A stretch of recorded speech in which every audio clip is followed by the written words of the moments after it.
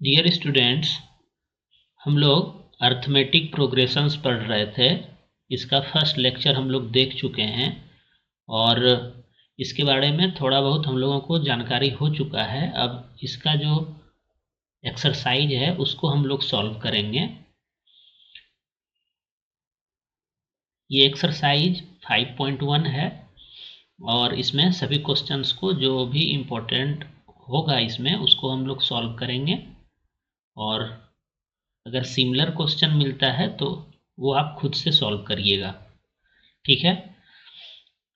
यहाँ पे first question जो है क्या है, in which of the following situations does the list of numbers involved make an arithmetic progression and why.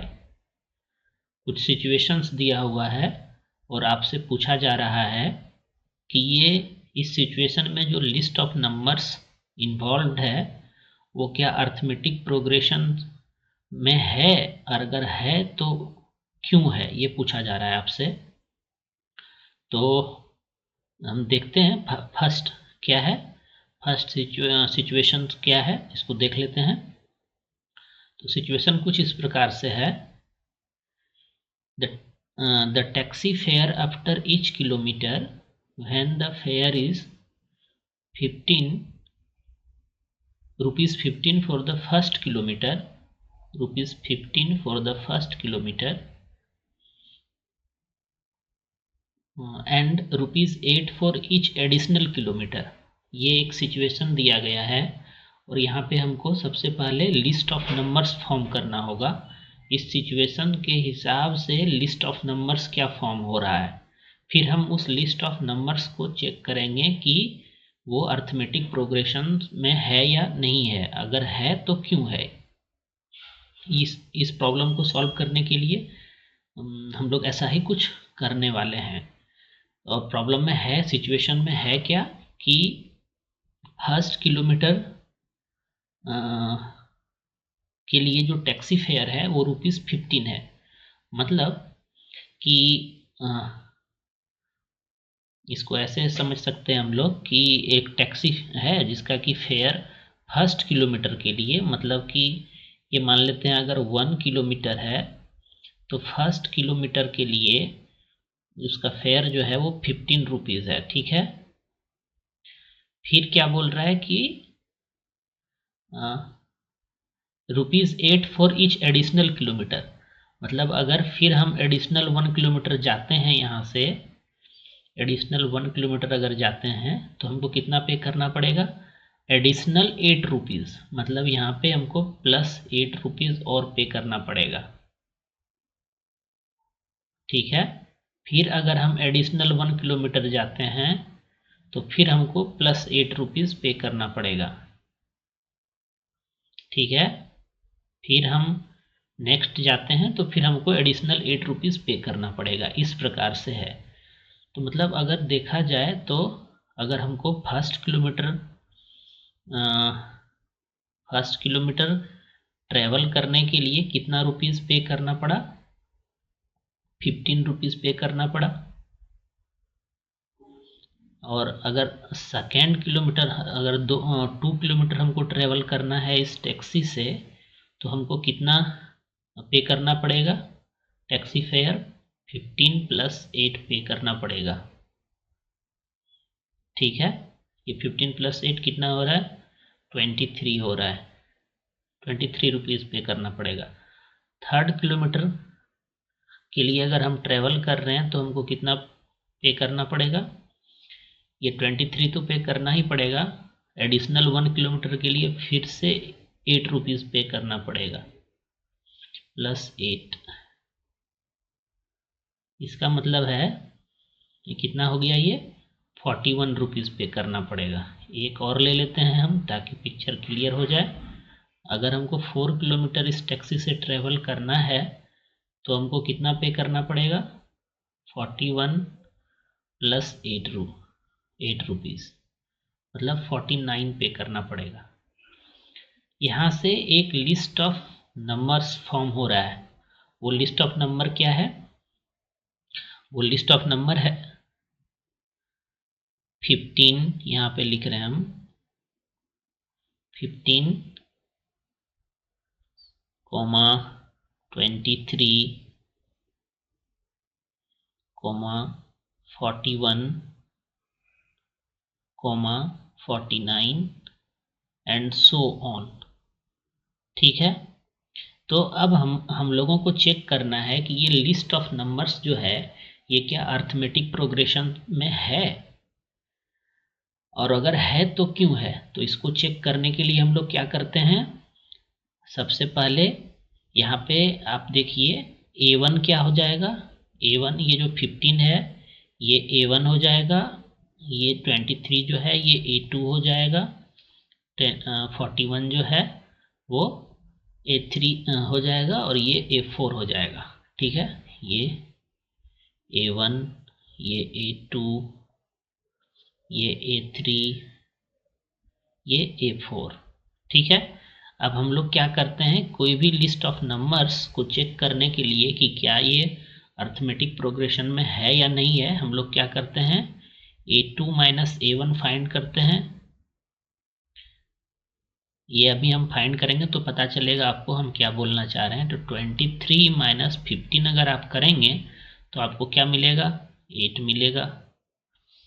फिर हम A3 माइनस A2 करते हैं, A3 माइनस A2 सभी नंबर्स को चेक करेंगे हम, ये कितना मिल रहा है 41 माइनस 23, ये भी 8 मिल रहा है। फिर हम A4 माइनस A3 करते हैं तो ये क्या मिल रहा है हमको, ये भी 8 मिल रहा है। मतलब अगर हम इसी तरह से चेक करते जाएं आगे भी नंबर को, तो यहाँ पे क्या मिल रहा है, जो सक्सेसिव टर्म है कोई भी, जैसे k+1 कोई टर्म होगा, उसमें अगर हम kth टर्म को सब्ट्रैक्ट करेंगे, सक्सेसिव टर्म में प्रीसीडिंग टर्म को सब्ट्रैक्ट करेंगे तो हमेशा 8 आ रहा है। ठीक है, इसका मतलब ये AP में है, और ये 8 को हम लोग क्या बोलते थे, इसी को हम लोग कॉमन डिफरेंस बोलते थे। तो इस केस में ये जो लिस्ट ऑफ नंबर्स है AP में है और इसका कॉमन डिफरेंस 8 है। हालांकि ये नहीं पूछा गया है हमसे कि कॉमन डिफरेंस इसका क्या है, हमसे बस पूछा गया था कि list of number involve make an arithmetic progression and why. तो ये तो अर्थमेटिक प्रोग्रेशन फॉर्म कर रहा है, क्योंकि यहाँ पे देख रहे हैं हर एक सक्सेसिव टर्म और प्रीसीडिंग टर्म का जो सब्ट्रैक्शन के बाद जो वैल्यू आ रहा है वो एक फिक्स्ड नंबर आ रहा है, 8 आ रहा है, और इसी 8 को हम लोग कॉमन डिफरेंस बोलते हैं। और ऐसा सिचुएशन अगर किसी भी लिस्ट ऑफ नंबर्स के लिए आता है तो वो लिस्ट ऑफ नंबर्स AP में होता है। तो हम लोग क्या बोल सकते हैं कि yes these list of numbers are in AP। ये हमारा कंक्लूजन निकल के आता है। और अगर जो सेकेंड पार्ट है इस क्वेश्चन का वाई, तो इसका आंसर क्या होगा, इसका आंसर ये होना चाहिए कि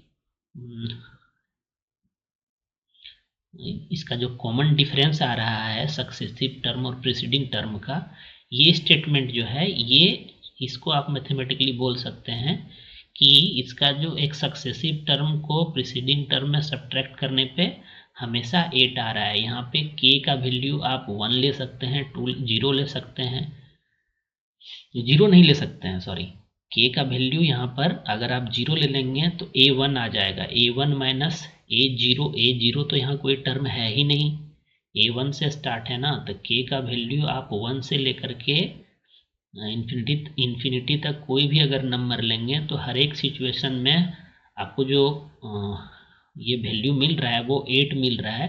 तो इसका मतलब है कि ये AP में है। AP का यही डिफिनेशन भी है, हम लोग क्लास लेक्चर में देखे थे। तो हमारा कंक्लूजन निकल रहा है कि ये AP में है, और अगर ऐसा है मतलब k+1 term minus k term अगर किसी भी लिस्ट ऑफ नंबर का एक फिक्स्ड नंबर देता है तो वो जो लिस्ट ऑफ नंबर है वो AP में है, ये इसका रीजन हो जाएगा। ठीक है, अब हम लोग दूसरा सिचुएशन पे चलते हैं, ये सॉल्व हो चुका है। दूसरा सिचुएशन पे चलते हैं, देखते हैं दूसरा सिचुएशन में क्या पूछा गया है और सिचुएशन वो कैसा है। ठीक है, दूसरा कुछ है इस प्रकार से, the amount of air present in a cylinder when A vacuum pump removes 1/4 of the air remaining in the cylinder eight A time. बहुत ही अच्छा क्वेश्चन है। एक सिलेंडर लिया गया है और उसमें अमाउंट ऑफ एयर जो प्रेजेंट है उसको वैक्यूम पंप से रिमूव किया जा रहा है। और क्या बोला है, the amount of air present in a cylinder when A vacuum pump removes 1/4 of air remaining in the cylinder eight A time. ठीक है, तो इसको, इस सिचुएशन को पहले लिस्ट ऑफ नंबर्स में कन्वर्ट करना पड़ेगा हमको। तो लिस्ट ऑफ नंबर्स में कन्वर्ट करने के लिए हम क्या ले सकते हैं, पहले हम कंसिडर कर लेते हैं कि कोई सिलेंडर है, यहाँ पे ऐसा सिलेंडर है, कोई सिलेंडर कुछ इस प्रकार से है।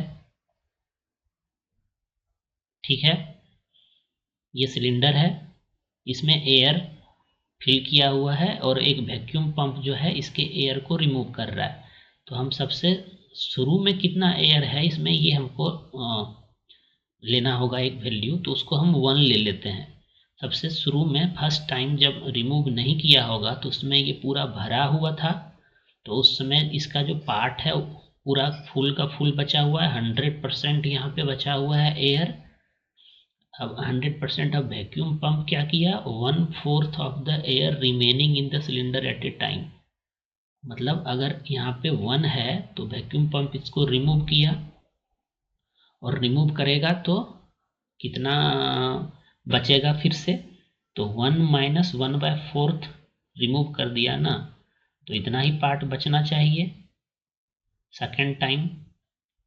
ठीक है, मतलब क्या हो गया ये, अगर इसको आप माइनस करेंगे तो 3/4 हो जाएगा, ये 3/4 हो जाएगा। फिर नेक्स्ट टाइम जो रिमेनिंग इतना जो बचा इसका 1/4 रिमूव कर लिया, तो 3/4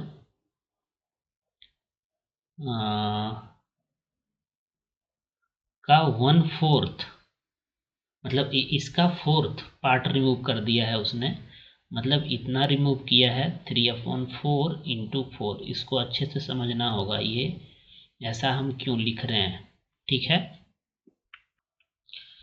यहाँ पे देखना होगा हम लोगों को कि इच केस में क्या हो रहा है, इसको अच्छे से समझना होगा। ठीक है, तो हो क्या रहा है भाई यहाँ पे कि शुरू में हम स्टार्टिंग में क्या लेट कर लिए कि इसका जो अमाउंट है वो 1 है, स्टार्टिंग में 1 था। फिर क्या हो गया, वैक्यूम पंप रिमूव कर दिया 1/4 इसका, तो रिमूव कर देने के बाद क्या हो जाएगा, 1 - 1/4 हो जाएगा। ऐसा ही कुछ होगा जो कि यहाँ पे हम लिखे हैं, इसको आप सब्ट्रैक्ट करेंगे तो 3/4 आया। तो अब यहाँ पे 3/4 ही बचा हुआ है, इस सिलेंडर में 3/4 ही बचा हुआ है, और इस 3/4 का वो रिमूव कर देगा कितना, 1/4 रिमूव कर देगा। ठीक है, तो इसका 1/4 पहले आप निकालिए, ये कितना बच निकल के आ रहा है, 3/16 निकल के आ रहा है। ठीक है, ये 3/16 निकल के आया, मतलब इतना रिमूव कर देगा, तो फिर बचेगा कितना, वही जो हम यहाँ पे लिख रहे हैं, इसको आप करेंगे सॉल्व तो उतना बचेगा। तो देख लेते हैं भाई कितना बचेगा, 3/4 - 3/16, ये तो रिमूव हो गया। अगर इसका आप एलसीएम लेंगे तो ये 16 आ जाएगा और ये 12 आ जाएगा ना, 12 आ जाएगा और ये 3 आ जाएगा, 9/16 आ जाएगा, ये 9/16 आ जाएगा। ठीक है, तो हम इसको रिप्लेस करके, इसको यहाँ से रिप्लेस करके हम 9/16 इसके बदले में लिख सकते हैं। मतलब हमारा जो लिस्ट ऑफ नंबर्स है वो कैसा आ रहा है, पहले 1 आया, फिर 3/4 आया, फिर नेक्स्ट मेरा क्या आया 9/16 आया। ठीक है, इसी तरह से हम अगर आगे बढ़ेंगे तो इसी तरह से हमको कोई नंबर मिलेगा, नेक्स्ट टर्म मिलेगा। ठीक है, तो ज़रूरत नहीं है इससे ज़्यादा आगे जाने का, हमको यहीं से पता चल जाएगा कि ये लिस्ट ऑफ नंबर्स एपी में है या नहीं है। अच्छा, अब यहाँ पर एक बात और है कि हम क्या लेट किए थे कि शुरू में इस सिलेंडर में कितना एयर है, तो 1 लेट किए थे। इस 1 को आप 1 लीटर भी लेट कर सकते हैं या फिर कोई एक वेरिएबल भी ले सकते हैं, अननोन वेरिएबल भी ले सकते हैं। लेकिन अगर 1 लीटर भी लेते हैं तो कोई इशू नहीं आना चाहिए, क्योंकि यहाँ पे ये नहीं बताया गया है कि इनिशियल स्टेज में इस सिलेंडर में कितना एयर था। अगर इनिशियल स्टेज में 1 लीटर था तो आप सभी को ये लीटर्स कंसिडर कर लीजिए। फर्स्ट केस में 1 लीटर था, दूसरे केस में 3/4 लीटर था, नेक्स्ट केस में 9/16 लीटर था। ठीक है, और ये आप समझ चुके हैं कैसे यहाँ पे ये कैलकुलेट होके आ रहा है, यहाँ पे हम दिखाए हैं। ठीक है, इसको हम फिलहाल अब इसको मिटा रहे हैं और हम देखते हैं कि ये जो लिस्ट ऑफ नंबर्स आया मेरे पास ये एपी में है या नहीं है। तो आप ये फर्स्ट टर्म है, सेकेंड टर्म है, थर्ड टर्म है, फिर से हम वही प्रोसेस रिपीट करेंगे और सभी को देखेंगे। A2 माइनस A1 फाइंड करेंगे, A2 माइनस A1 फाइंड करेंगे, देखेंगे ये क्या आ रहा है। फिर A3 माइनस A2 फाइंड करेंगे, फिर ये देखेंगे क्या आ रहा है। और अगर हम नेक्स्ट लिखते तो वो भी हम फाइंड करके यहाँ पे देखते, लेकिन हम अभी यहाँ 3 ही लिए हैं, इसी से हमारा काम चल जाएगा। अगर A2 माइनस A1 करेंगे तो आपको कितना मिलेगा, अगर आप करना चाहें तो करके देखिए। ये दोनों सेम नहीं आएगा। जब ये दोनों सेम आया नहीं, इसका मतलब क्या है कि हम ऐसे लिख सकते हैं कि k+1 टर्म, मतलब k+1 term of this list of numbers minus k term is not a fixed number. आप यहाँ पे ऐसे लिख सकते हैं, नॉट ए फिक्स्ड नंबर, मतलब हर एक केस में हमको अलग अलग वैल्यू मिल रहा है। आप अगर करके देखेंगे तो आपको अलग अलग वैल्यू मिलेगा। इसका मतलब क्या हो गया कि इसका कॉमन डिफरेंस जो है, सक्सेसिव टर्म को हम प्रीसीडिंग टर्म में सब्ट्रैक्ट कर रहे हैं दो कंसेक्यूटिव टर्म को लेकर के, तो हर एक सिचुएशन के लिए वो कोई फिक्स्ड नंबर नहीं दे रहा है। तो ऐसे केस में क्या हो जाएगा कि these list of numbers are not in AP. ठीक है, नॉट इन एपी, एपी में ये नहीं है। अच्छा था ये, इसमें समझने के लिए बहुत कुछ था। एक चीज़ और हम आपको बताना चाहेंगे कि यहाँ पे इस लिस्ट ऑफ नंबर का नेक्स्ट टर्म क्या होगा, ये तो हम इस सिचुएशन से बता सकते हैं, लेकिन फिर भी ये list of numbers arithmetic progression में नहीं है, ये आपको समझना होगा। मतलब कोई भी लिस्ट ऑफ नंबर जिसका कि हम नेक्स्ट टर्म बता पा रहे हैं, इसका मतलब ये नहीं है कि वो एपी में ही होगा। ठीक है, अच्छा था ये प्रॉब्लम, ये समझ लिए हैं। अब देखते हैं नेक्स्ट प्रॉब्लम क्या है। अगर सिमिलर प्रॉब्लम होगा तो फिर इसको हम सॉल्व नहीं करेंगे। क्या है next problem, the cost of digging a well after every metre of digging when it cost ₹150 for the first meter and rises by ₹50 for each subsequent meter। तो ये सिमिलर प्रॉब्लम है, जैसा हमारा फर्स्ट प्रॉब्लम था उसी से ये problem मिलता जुलता है। इसको आप सॉल्व कर सकते हैं, इसको आप खुद से सॉल्व करिएगा। ठीक है, नेक्स्ट हम चलते हैं। नेक्स्ट प्रॉब्लम क्या है, नेक्स्ट प्रॉब्लम है हमारा the amount of money in the account every year, the amount of money in the account every year when ₹10,000 is deposited at the compound interest at 8% per annum। ये problem भी important है। इसमें दो concept use हो रहा है, जहाँ पर भी दो कंसेप्ट यूज होगा वहाँ पर मतलब मोर देन वन कंसेप्ट आपको यूज करना पड़ रहा हो किसी भी प्रॉब्लम को सॉल्व करने के लिए, तो वो प्रॉब्लम इम्पोर्टेंट हो जाता है। यहाँ पे कंपाउंड इंटरेस्ट से रिलेटेड कंसेप्ट भी आपको यूज करना होगा इस प्रॉब्लम को सॉल्व करने के लिए। क्या यहाँ पे बोल रहा है, the amount of money in the account every year, मतलब प्रत्येक साल एवरी ईयर में अमाउंट ऑफ मनी क्या होगा when 10,000 rupees is deposited at compound interest at 8% per annum. मतलब यहाँ पे सिचुएशन क्या है वो एक बार हम समझा देते हैं आपको कि किसी पर्सन ने डिपॉजिट किया 10,000 रुपीज अपने अकाउंट में, 10,000 है ना, हाँ 10,000 है, डिपॉजिट किया। उसके बाद इसका रेट ऑफ इंटरेस्ट जो है वो क्या है, 8% पर एनम है, पर एनम है। अभी ये चैप्टर नहीं पढ़े हैं हम लोग, आप प्रीवियस क्लास में जो पढ़े होंगे उसके हिसाब से इसको सॉल्व कर सकते हैं। तो rate of interest 8% per annum है और हम लोगों को लिस्ट ऑफ नंबर जो फॉर्म करना है वो एवरी ईयर के लिए फॉर्म करना है।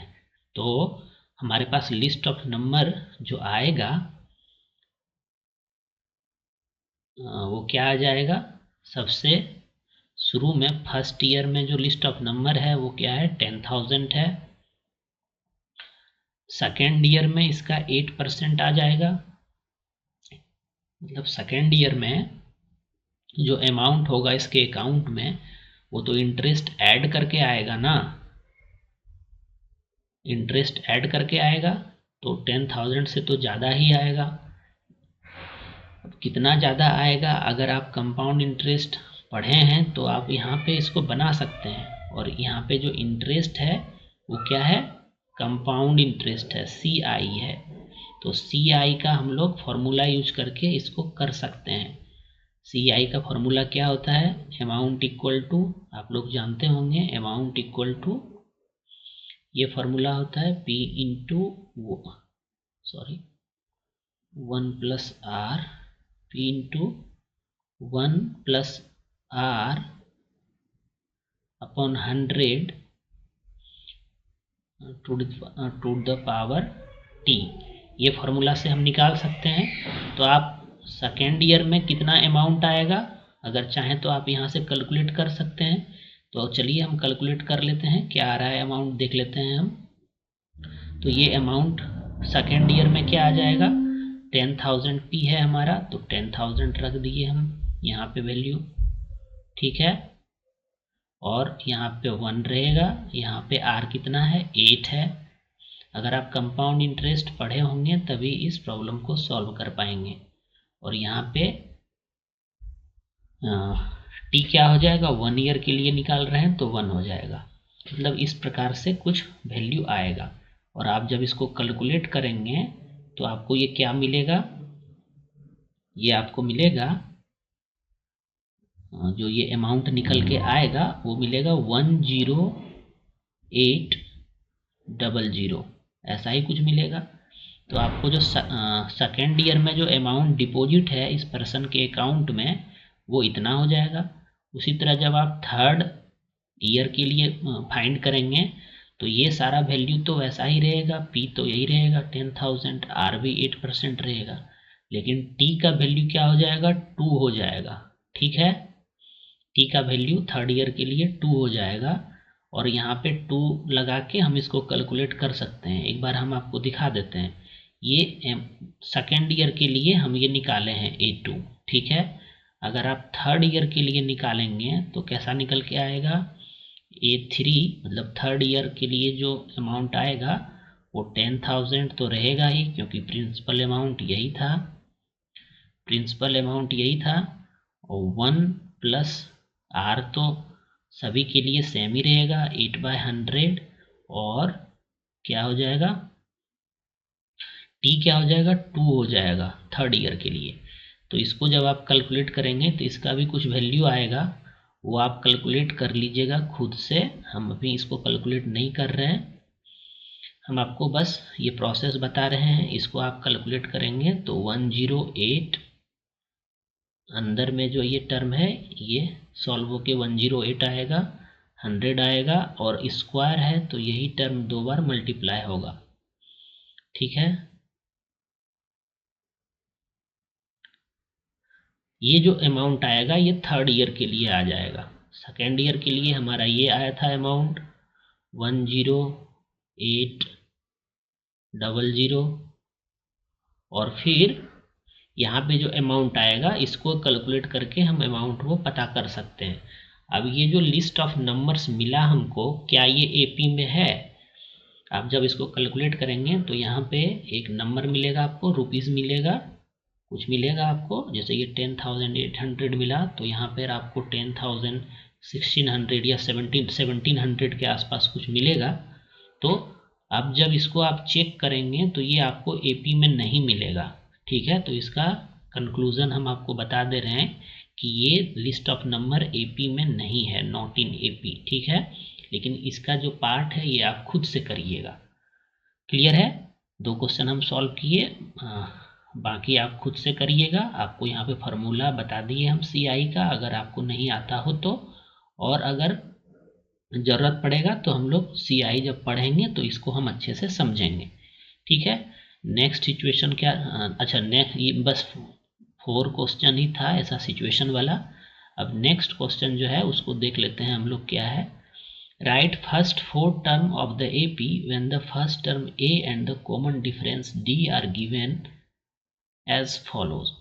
तो आपसे क्या बोला गया है? Write first 4 term of the AP. आपको पहले ही बता दिया गया कि ये एपी में है, जो भी आप लिखने जा रहे हैं वो एपी में होगा, और उसका फर्स्ट टर्म आपको दिया हुआ है जिसको कि ए से हम लोग डिनोट करते हैं, और कॉमन डिफरेंस आपको दिया हुआ है जिसको कि डी से डिनोट करते हैं। तो देख लेते हैं भाई क्या है इसमें। ओ अच्छा, इसमें तो बहुत लंबा चौड़ा प्रॉब्लम है, तो हम 2 प्रॉब्लम को सॉल्व कर लेते हैं, बाकी आप खुद से करिएगा। ठीक है, तो अगर आपको यहाँ पे ए इक्वल टू, जैसे हम ये फर्स्ट प्रॉब्लम को देख रहे हैं तो यहाँ पे आपको क्या दिया हुआ है? ए इक्वल टू दिया हुआ है 10, ठीक है, और डी इक्वल टू दिया हुआ है आपको, ये भी 10 दिया हुआ है। ठीक है, ये तो बहुत ही इजी लगता है, प्रॉब्लम आ गया, कोई बात नहीं, इसको हम सॉल्व कर लेते हैं। आपको फर्स्ट 4 टर्म लिखना है, तो इसका अगर फर्स्ट 4 टर्म हमको लिखना हो एपी का, जिसका कि फर्स्ट टर्म 10 है, कॉमन डिफरेंस 10 है, तो हम कैसे लिख सकते हैं? फर्स्ट टर्म 10 यहाँ पे गिवन है ही, तो फर्स्ट टर्म 10 तो हो ही जाएगा, इसमें तो कोई दिक्कत ही नहीं है।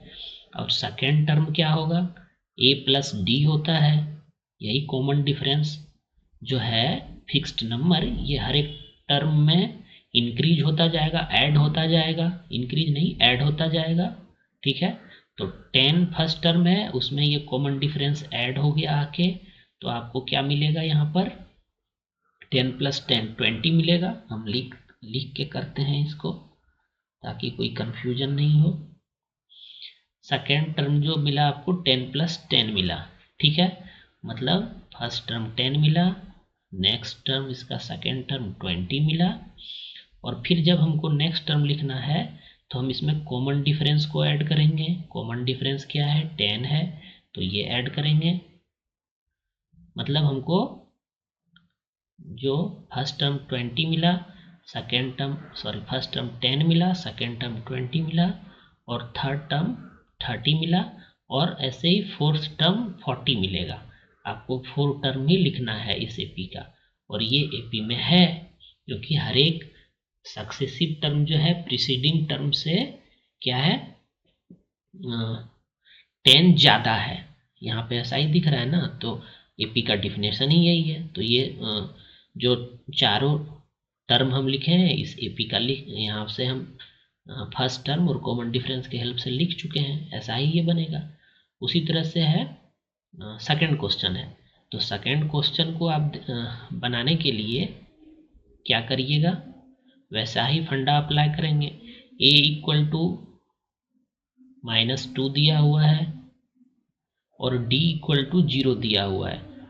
आप याद करिए, हम आपको जब हम कॉमन डिफरेंस का डिफिनेशन बता रहे थे उस केस में बोले थे कि d का जो वैल्यू है, कॉमन डिफरेंस का जो वैल्यू है वो क्या क्या हो सकता है। कॉमन डिफरेंस का वैल्यू नेगेटिव नंबर हो सकता है, 0 भी हो सकता है और पॉजिटिव नंबर भी हो सकता है। ये तीनों पॉसिबल है। ठीक है, आप जब चैप्टर में आगे बढ़ेंगे तो आपको खुद ब खुद ये समझ में आ जाएगा। तो यहाँ पे d इक्वल टू 0 है, सिचुएशन आ गया। देखिए, तो अगर इसका टर्म आपको लिखना हो तो फर्स्ट टर्म -2 हो जाएगा। नेक्स्ट टर्म क्या होगा, इसमें d को ऐड कर देंगे फर्स्ट टर्म में, तो -2 + 0, नेक्स्ट टर्म भी 2 होगा। फिर नेक्स्ट टर्म लिखना होगा तो इस टर्म में, सेकेंड टर्म में कॉमन डिफरेंस को ऐड कर देंगे, तो ये भी -2 आ रहा है क्योंकि 0 हर एक टर्म में ऐड हो रहा है, मतलब ये -2 ही आता रहेगा। क्या ये एपी में है एपी में, पहले ही आपको बता दिया है कि जो लिस्ट ऑफ नंबर्स आएगा वो एपी में होगा। तो आपको ये ध्यान में रखना है कि कॉमन डिफरेंस 0 भी हो सकता है। ठीक है, ये दोनों प्रॉब्लम हम सॉल्व कर चुके हैं। अब देखते हैं नेक्स्ट प्रॉब्लम क्या है। ये सिमिलर प्रॉब्लम है, ये आप सभी सॉल्व कर सकते हैं, इसलिए हम इसको सॉल्व नहीं कर रहे हैं, ये आपके लिए हम छोड़ रहे हैं। थर्ड प्रॉब्लम क्या है देख लेते हैं। थर्ड प्रॉब्लम है for the following APs right the first term and the common difference. ये इंपॉर्टेंट है। इसको सॉल्व करने के लिए हम क्या करेंगे, ये एपी में है, आपको गिवन है कि this terms are in AP. आपको फर्स्ट टर्म फाइंड करना है इस एपी का और कॉमन डिफरेंस फाइंड करना है इस एपी का। तो अगर फर्स्ट वाले प्रॉब्लम को लेते हैं तो इसका फर्स्ट टर्म क्या हो जाएगा, ए इक्वल टू, जो फर्स्ट टर्म है 3 है, दिख रहा है हमको आसानी से, फर्स्ट टर्म 3 हो जाएगा। अब जब हमको कॉमन डिफरेंस इसका फाइंड करना हो तो सिंपली हम a2 माइनस a1 करते हैं। हालांकि अगर कोई एपी है तो क्या पढ़े हैं कि कॉमन डिफरेंस जो आता है वो क्या आता है, k+1, मतलब k+1 टर्म जो होगा एपी का माइनस k टर्म, यही आता है कॉमन डिफरेंस। और k का वैल्यू हम कहाँ से कहाँ तक ले सकते हैं, k का वैल्यू हम ले सकते हैं 1 से लेकर के इन्फिनिटी तक ले सकते हैं वैल्यू, हम 1 से लेकर के इन्फिनिटी तक वैल्यू ले सकते हैं k का। ठीक है, तो अगर जब ये एपी में है तो सभी का ये कोई भी 2 कंसेक्यूटिव टर्म ले लें उसको सब्ट्रैक्ट कर देंगे हम, लेकिन सक्सेसिव में प्रीसीडिंग टर्म को सब्ट्रैक्ट करना है, ये याद रखना है आपको। यहाँ पे ये सक्सेसिव टर्म है k+1, इससे एक ज़्यादा है ना, तो ये सक्सेसिव टर्म है इसका, और ak जो है इसका प्रीसीडिंग टर्म है। तो हमेशा आपको ज़्यादा में कम वाले को सब्ट्रैक्ट करना है, ये आपको ध्यान रखना है। ठीक है, तो हम वैसा ही कर रहे हैं, यहाँ 2 - 1 कर रहे हैं। 1 - 2 अगर कर देंगे तब कॉमन डिफरेंस नहीं आएगा, तब वो कुछ और आ जाएगा। कॉमन डिफरेंस के लिए हमको हमेशा सक्सेसिव में प्रीसीडिंग को सब्ट्रैक्ट करना है और लगातार 2 टर्म को कंसिडर करके करना है। ऐसा नहीं कि हम एक टर्म 3 ले लिए, दूसरा टर्म -1 ले लिए, फिर भी गलत हो जाएगा। ठीक है, तो इसको कर लेते हैं।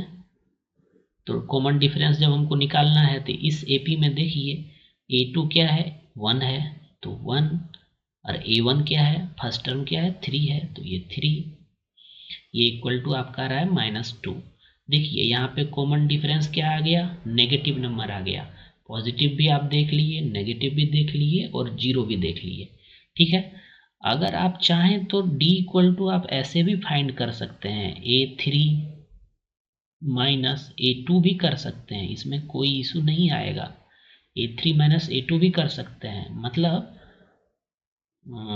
-1 - a3 क्या है, यही टर्म है ना, -1, तो -1 - a2 क्या है, 1 है, तो ये कितना आ रहा है, -2 आ रहा है।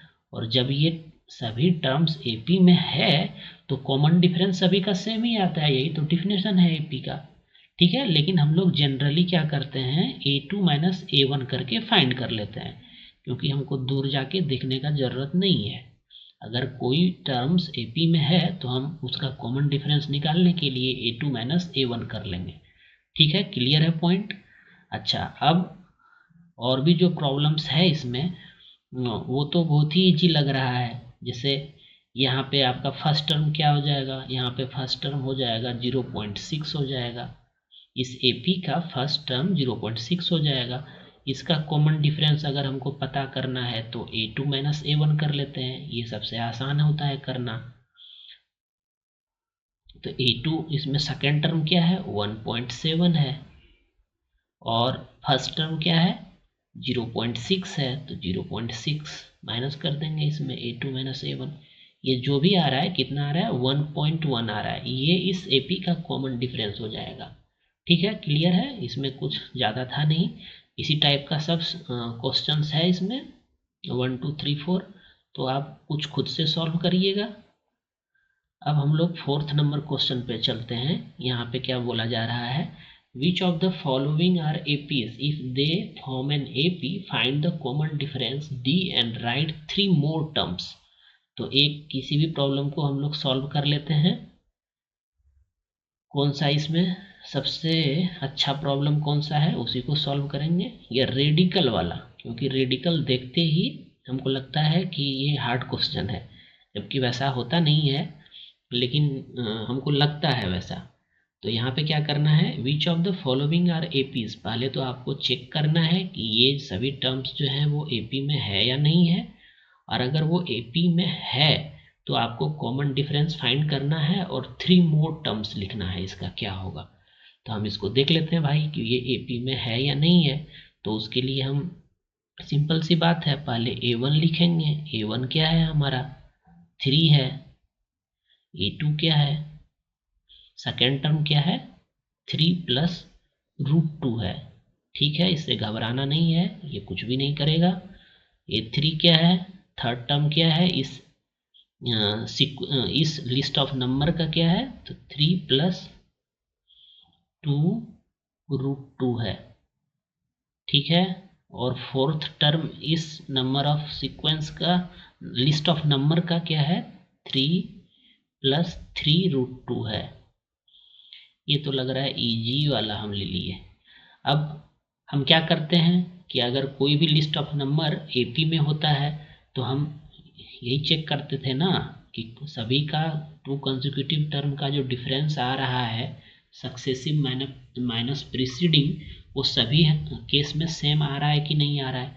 तो हम क्या करेंगे, A2 माइनस A1 फाइंड करेंगे, क्या आ रहा है, फिर A3 माइनस A2 फाइंड करेंगे, क्या आ रहा है, फिर हम क्या करेंगे, A4 माइनस A3 करेंगे।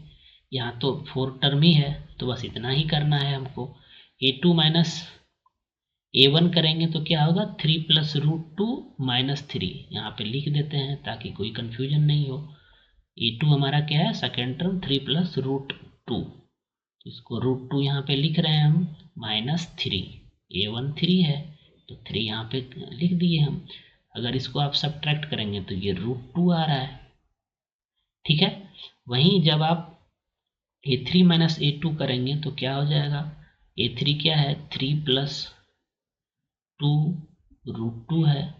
ठीक है, इसी में सब्ट्रैक्ट होगा, क्या सब्ट्रैक्ट होगा, 3 प्लस √2 होगा, A2 वाला टर्म 3 प्लस √2। देखिए यहाँ पे ब्रैकेट हम इसलिए लगाए ना क्योंकि A2 पूरा ये टर्म है, तो ये जो नेगेटिव साइन है वो पूरे टर्म के लिए आएगा, सिर्फ 3 के लिए अगर आप -3 प्लस √2 लिख देंगे तो गलत हो जाएगा। इसको अगर हम सॉल्व करें तो क्या आ रहा है, 3 प्लस 2√2 माइनस 3 माइनस √2, ये आ रहा है। तो आप देखिए 3 3 कैंसिल हो गया, 2√2 माइनस √2, ये क्या आ जाएगा, 2√2 माइनस √2, ये क्या आ जाएगा, ये भी √2 आ जाएगा, ये भी √2 आ जाएगा। ठीक है, तो अभी तक तो हमको इस दोनों के केस में हमको ये मिला है कि सेम मिल गया ये। अब अगर हम जब A4 माइनस A3 करते हैं तो देखते हैं क्या मिलता है। A4 क्या है, 3 + 3√2 यही है। A4 यहाँ से हम लिए हैं, माइनस A3 क्या है, फिर से ब्रैकेट यहाँ पे लगाएंगे, 3 + 2√2 यही है।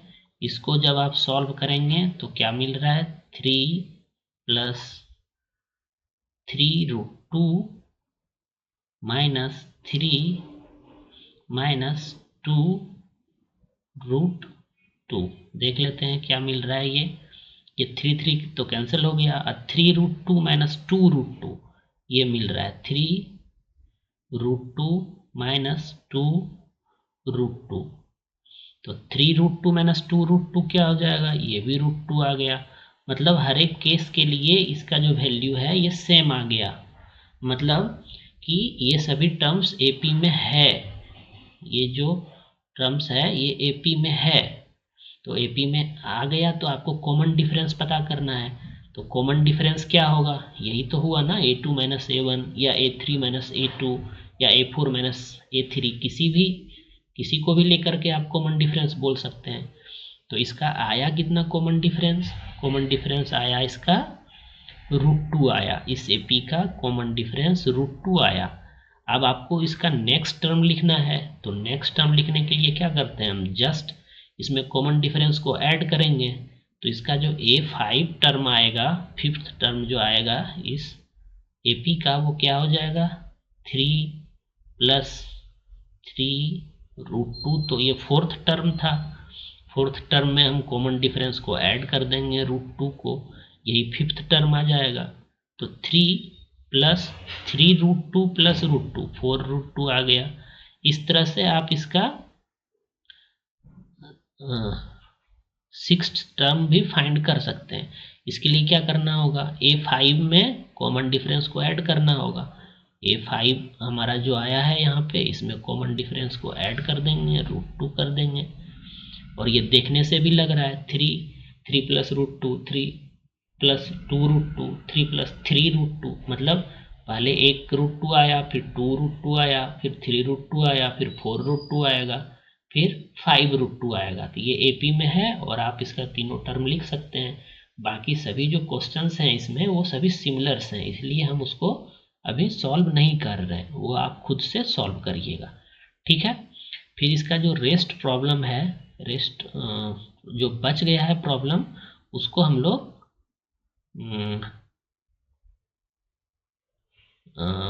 करेंगे सॉल्व नेक्स्ट लेक्चर में, ठीक है। तब तक के लिए हम आपको एक क्वेश्चन दे रहे हैं जो कि आपको, जिसका कि आंसर आपको कमेंट सेक्शन में देना है, ठीक है। तो हम एक लिस्ट ऑफ नंबर्स दे रहे हैं, उसका आपको कॉमन डिफरेंस बताना है, अगर वो लिस्ट ऑफ नंबर्स AP में है तो, ठीक है। तो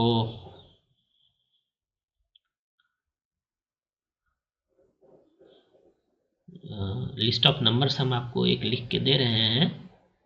ये लिस्ट ऑफ नंबर कुछ इस प्रकार से है, √3 है, ठीक है, फिर है 3 है, फिर है 3√3 है, फिर और इस तरह से ये आगे सो ऑन है। आपको बताना है कि ये लिस्ट ऑफ नंबर्स AP में है या नहीं है, ठीक है। आपको सबसे पहले ये बताना है, और अगर AP में है तो इसका नेक्स्ट टर्म आपको बताना है, ठीक है। अभी के लिए बस इतना ही, फिर हम लोग नेक्स्ट लेक्चर में जो प्रॉब्लम बचा हुआ है उसको सॉल्व करेंगे। अगर मेरे लेक्चर से आपको कुछ बेनिफिट हो रहा है तो आप हमको मोटिवेट करने के लिए मेरे वीडियो को, मेरे चैनल को लाइक कर सकते हैं, सब्सक्राइब कर सकते हैं, ठीक है। फिर हम लोग मिलते हैं नेक्स्ट लेक्चर में। Thanks for watching elegant minds.